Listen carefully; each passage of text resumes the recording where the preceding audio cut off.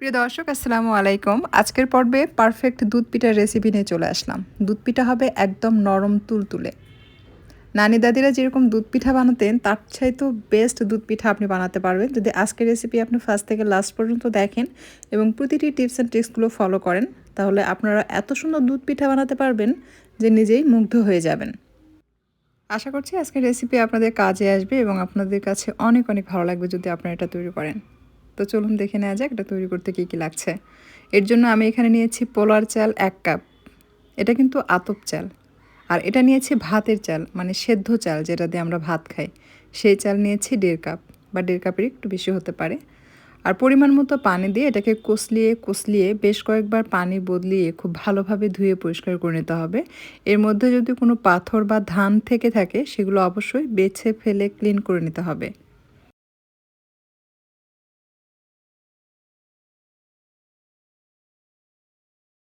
খুব ভালোভাবে ধুয়ে পরিষ্কার করা হয়ে গেলে আমি এটা গরম পানিতে ভিজে রাখবো। তো গরম পানি হবে এরকম যে চুলায় দিলে দেখবেন যে আপনার এই যে নিচে থেকে হালকা একটু বাবলসের মতো দেখাবে, সেই পর্যায়ে সেই পানি দিয়ে আপনাকে এটা ভিজে রাখতে হবে। একদম গরম পানি দিয়ে কিন্তু না, মানে বলক তোলা গরম পানি দিয়ে ভিজে রাখা যাবে না, তাহলে বেশি নরম হবে পিঠা।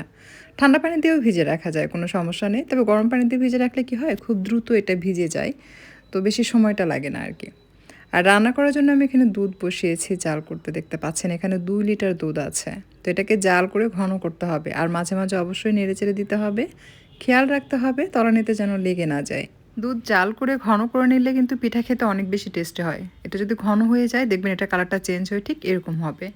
তো এটা ঘন হয়ে গেছে, এই পর্যায়ে আমি এখন এটার সাথে মিক্স করব খেজুর গুড়। তো খেজুর গুড় সরাসরি দুধের সাথে কিন্তু মিক্স করা যাবে না। যদি এই পর্যায়ে খেজুর গুড় সরাসরি দেন তাহলে কিন্তু দুধ নষ্ট হয়ে যাবে, মানে ছানা ছানা হবে। তো মানে গুড় যেটা সেটাকে একটু পানি দিয়ে আপনারা জাল করে এরকম লিকুইড করে নেবেন। যখন এটা এরকম লিকুইড হয়ে যাবে তখন দুধের সাথে মিক্স করে আপনি জাল করে নিতে পারবেন, তাহলে দুধ নষ্ট হয়ে যাবে না।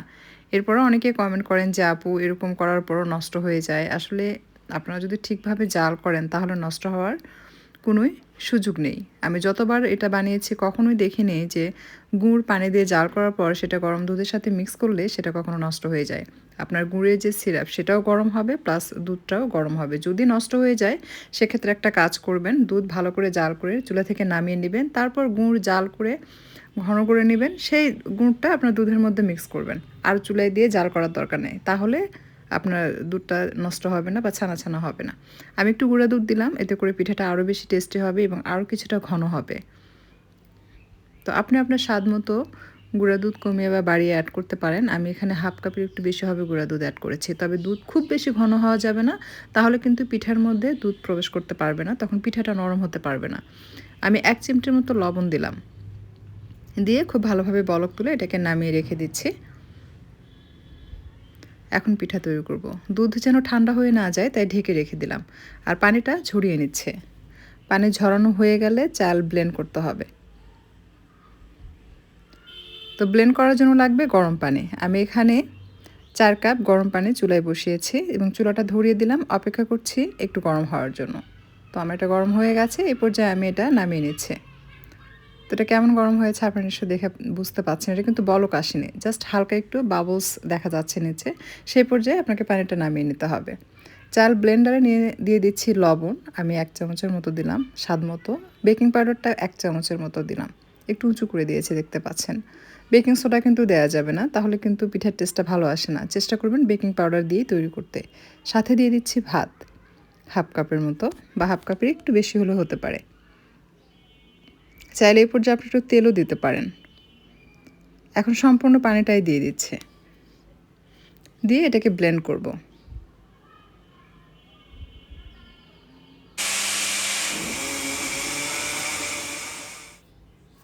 তো এটা ব্লেন্ড করা হয়ে গেছে, এটা কেমন হবে আমি আপনাদেরকে একটু দেখিয়ে দিচ্ছি। অনেকে জিজ্ঞেস করেন আপু আপনি কোন ব্লেন্ডারটা ইউজ করেছেন। আমি আসলে মিয়াকো ব্লেন্ডারটা ইউজ করি, এটা 300 ওয়াটের।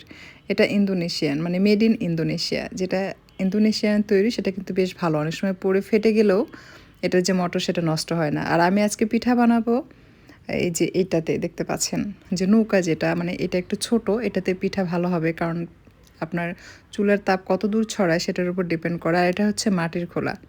আপনারা চেষ্টা করবেন মাটির খোলা বা লোহার কড়াই বা ছাঁচ এগুলো ইউজ করার জন্য। এই ধরনের খোলায় পিঠা খুব ভালো হয়। তো এটা বেশ বড়, যার কারণে 4 সাইডে ঠিকমতো তাপ লাগে না, তাই পিঠাটা সাইডগুলো থেকে উঠতে চায় না। তাই আমি এটা রেখে দিচ্ছি, এটাতে পিঠা বানাতে পারবো না, কারণ চুলায় যে পরিমাণ তাপ সেটা ছড়িয়ে যায় না। তবে এইটা ঠিক আছে এটার জন্য। যদি মাটির খোলাটা একটু ছোট হতো তাহলে আমি আপনাদেরকে মাটির খোলাতে তৈরি করে দেখাতাম। পিঠা তৈরির ক্ষেত্রে কিন্তু চুলার তাপটা কিন্তু অনেক ডিপেন্ড করে আপনার পিঠাটা পারফেক্ট হওয়ার জন্য। তো আপনার চুলার তাপটা যদি ছড়িয়ে যায় সেক্ষেত্রে আপনি বড় ছাঁচ ইউজ করতে পারবেন। তবে যদি তাপটা ছড়ায় না যায়, শুধু মাঝখানে থাকে, সেক্ষেত্রে সেরকমই ছোট কোনো কিছুতে আপনাকে পিঠা বানাতে হবে। প্রথমে তেল ব্রাশ করে নিয়ে এটাকে খুব ভালোভাবে গরম করবেন, যেন ধোঁয়া ওঠা গরম ওঠে, মানে গরম হয় আর কি। তারপর আপনারা এভাবে কাপড় দিয়ে মুছে নেবেন, এমনভাবে মুছে নেবেন যেন কোনো প্রকার তেল না থাকে, কারণ যদি তেল লেগে থাকে তাহলে সেই পিঠাটা ভালো হবে না। তারপরও দেখবেন যখন প্রথম আপনি তেল দিবেন, দিয়ে প্রথম পিঠাটা তৈরি করবেন, সেই পিঠা ততটা কিন্তু ভালো হয় না। পরে যতই সময় যেতে থাকে আপনার পিঠা ততই ভালো হতে থাকে। এটাই কিন্তু পিঠা বানানোর নিয়ম। আপনার প্রথম ব্যাচ পিঠাটা কিন্তু নষ্ট হবে, এটা স্বাভাবিক। তাই প্রথম ব্যাচ পিঠা যদি আপনার ভালো না হয়, এটা নিয়ে মন খারাপ করার কিছু নেই। যখন পিঠা উঠাবেন তখন দুধে ভিজানোর পূর্বে ঢাকনাটা খুলবেন। খুলে পিঠা উঠিয়ে একটা একটা করে উঠাবেন এবং দুধে ভিজাবেন। আর দুধটা কিন্তু গরম থাকবে, ঠান্ডা না। দুধটাও গরম হবে, পিঠাও গরম হবে। যখন গরম গরম পিঠা তুলে দুধের মধ্যে ছাড়বেন, তখন এটা সাথে সাথেই কিন্তু টেনে নেবে এবং পিঠাটা বেশ নরম হবে। আর যতই সময় যেতে থাকবে, এই যে পিঠাগুলো দেখতে পাচ্ছেন একটু ছোট, এটা কিন্তু ফুলে দ্বিগুণ হয়ে যাবে।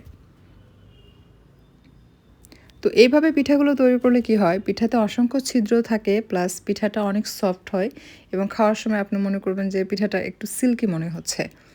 তো পিঠা তৈরি করতে গেলে যখন আপনার মনে হয় যে আসলে নানি দাদিরা যেভাবে পিঠা বানাতেন অনেক বেশি মজার হয়, আপনি সেটা পারছেন না, বা আপনি পিঠা বানালে সেটা পারফেক্ট হচ্ছে না, বা ওরকম টেস্ট হচ্ছে না, বা ওরকম নরম হচ্ছে না, তাদেরকে বলতে চাই আপনারা এভাবে রেসিপিটি ফলো করবেন, সেম টু সেম। দেখবেন আপনার কাছে কখনোই মনে হবে না যে আপনি ভালো পিঠা বানাতে পারেন না, বরং আপনার কাছে এরকম মনে হবে যে আপনি নানি দাদির থেকেও বেস্ট পিঠা বানাতে পারেন। আশা করছি আজকের রেসিপিটা আপনাদের কাজে আসবে এবং ভালো লাগবে। প্রতিটি টিপস অ্যান্ড ট্রিক্সগুলো ফলো করবেন, তাহলে আপনারাও পারফেক্ট মজার দুধ চিতই পিঠা তৈরি করে নিতে পারবেন।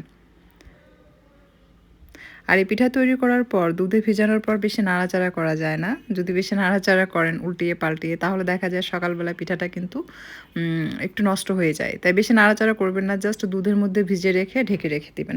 এমন ঢাকনা দিয়ে ঢেকে রাখবেন যে একটু ছিদ্র ছিদ্র টাইপ, যেন ভাবটা বেরিয়ে যায়। আর এই পিঠাটা কিন্তু অনেক স্পঞ্জি হয়, এরকম চাপ দিলেই দেখবেন রস বেরিয়ে আসবে। আর এটা যতই সময় যেতে থাকবে এটা ফুলে দ্বিগুণ হবে।